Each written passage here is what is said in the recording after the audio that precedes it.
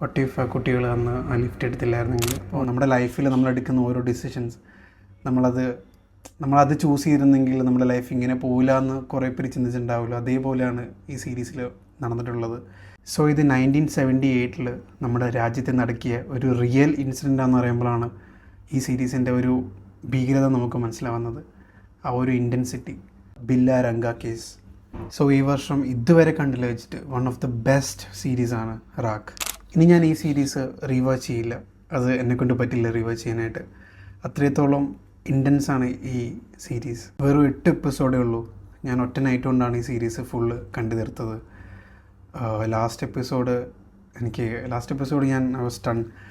Last episode ഞാൻ ഭയങ്കര ഇമോഷണലായിരുന്നു. But series കഴിഞ്ഞിട്ട് ഒരു ഓൾട്ടർനേറ്റീവ് എൻഡിങ് പോലെ ഡയറക്ടർ കൊടുത്ത ഒരു സീൻസ്, അതെനിക്ക് തോന്നുന്നു ഇപ്പോൾ റീലിൽ കുറേ പോകുന്നുണ്ട്. ലൈക്ക് അതാണ് ദി ബെസ്റ്റ് മൊമെൻറ്റ്. ബില്ലരംഗ എന്ന് പറയുന്ന 2 വ്യക്തികൾ വളരെ ക്രൂരമായിട്ട് ഒരു ബ്രദറിനെ സിസ്റ്ററിനെയും കൊല്ലുന്നത്.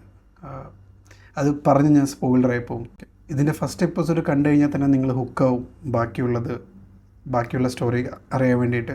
ബാക്കിയുള്ള 7 എപ്പിസോഡ് നിങ്ങൾ കണ്ടിന്യൂസ് എന്തായാലും കണ്ടിരിക്കും. സോ ഇതൊരു മസ്റ്റ് വാച്ച് ഒരു സീരീസാണ്, വെബ് സീരീസാണ്. One of the best series ever made. Like Amazon പ്രൈമിലുണ്ട്. ഈ സീരീസ് ഞാനിനി റീവാച്ച് ചെയ്യില്ല. The weight of the scenes, ചില സീനിൽ നമുക്ക് തരുന്ന ആ ഒരു ഇമ്പാക്റ്റ് അത് പറഞ്ഞറിയിക്കാൻ പറ്റുന്നില്ല. അതിൻ്റെ ഓൾട്ടർനേറ്റീവ് എൻഡിങ് അത് പീക്കായിരുന്നു. സോ ഇതിൽ പോലീസ് ഓഫീസറായിട്ട് നമ്മുടെ മിർസാപൂരിലെ ആക്ടറാണ് അലി ഫൈസൽ. സോ അലി ഫൈസൽ എൻ്റെ ഫേവറേറ്റ് ആക്ടറാണ്. നമ്മുടെ ലൈഫിൽ സെക്കൻഡ് ചാൻസസിനൊക്കെ എത്ര ഇമ്പോർട്ടൻ്റ് ഉണ്ടെന്ന് ഈ സീരീസ് കണ്ടപ്പോൾ നമുക്ക് മനസ്സിലാവും. ഈ സീരീസിൽ എന്നെ ഏറ്റവും ഹിറ്റ് ചെയ്തത് അതിലെ ക്രൈമല്ല, അതിലെ ഫാമിലീസാണ്. നമ്മുടെ ഒരു ഫാമിലിയിലൊരു ക്രൈം നടന്ന് കഴിയുമ്പോൾ ആ ഫാമിലി അനുഭവിക്കുന്ന ആ ഒരു പ്രഷർ, അവർ കടന്നു പോകുന്ന ഒരു ജേണി, അതിനെപ്പറ്റി ചിന്തിച്ചപ്പോൾ ലൈക്ക് നമ്മളെ സ്ക്രീനിന് മുന്നിൽ ഇങ്ങനെ കുറേ സമയം ഇരുന്ന് പോകും.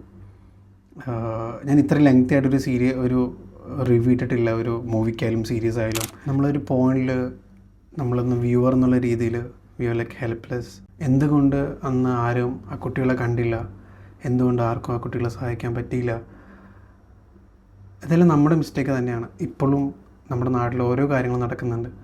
അറ്റ് സം പോയിൻ്റ് അത് നമ്മുടെ മിസ്റ്റേക്ക് തന്നെയല്ലേ? എന്തുകൊണ്ട് നമുക്ക് അത് തടയാൻ പറ്റുന്നില്ല? എന്തുകൊണ്ട് അവിടെ ആരും എത്തുന്നില്ല? കറക്റ്റായിട്ട് ആ സ്ഥലത്ത് ആരും ഉണ്ടാവില്ല. അതൊരു പ്രീ പ്ലാൻഡ് മർഡറോ കാര്യങ്ങളൊന്നുമല്ല. അറ്റ് സം പോയിൻ്റ് അത് സംഭവിക്കുന്നതാണ്. സോ വാട്ട് ഇഫ്, അത്രേ ഉള്ളൂ. വാട്ട് ഇഫ് ആ കുട്ടികൾ അന്ന് ആ ലിഫ്റ്റ് എടുത്തില്ലായിരുന്നെങ്കിൽ?